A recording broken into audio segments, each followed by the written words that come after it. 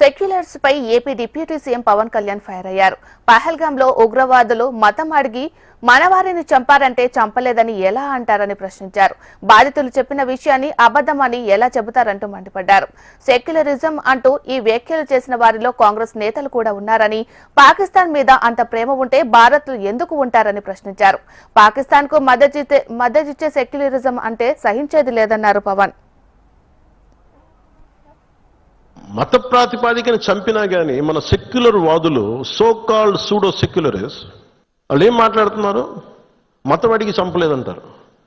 చనిపోయిన మధుసూదన్ గారి భార్య అందరూ వాళ్ళు అబద్ధాలు చెప్తారు. వాళ్ళు పాకిస్తాన్ని ప్రేమిస్తా అంటారు. వీళ్ళందరూ ఇక్కడ భారతదేశంలో కూర్చొని మీరు పాకిస్తాన్ని ప్రేమిస్తుంటారు. మొన్న కొంతమంది నాయకులు డిబేట్లో మాట్లాడుతుంటే చూస్తున్నాను.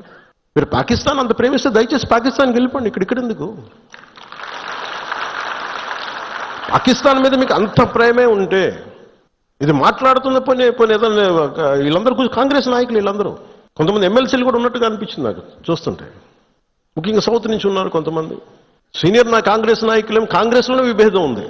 మీరు భారతదేశంలో దాడి జరిగినప్పుడు భారతదేశానికి నిలబడాలి తప్ప పాకిస్తాన్కి నిలబడతాం మీరు సెక్యులరిజం అంటే అది ఏ ససేమిరా ఎవరు ఒప్పుకోరు. ఇక్కడ ఆ బలం మనం చూపించాలి. మనం ప్రాణాలు పోతే తిరిగి వస్తాయా?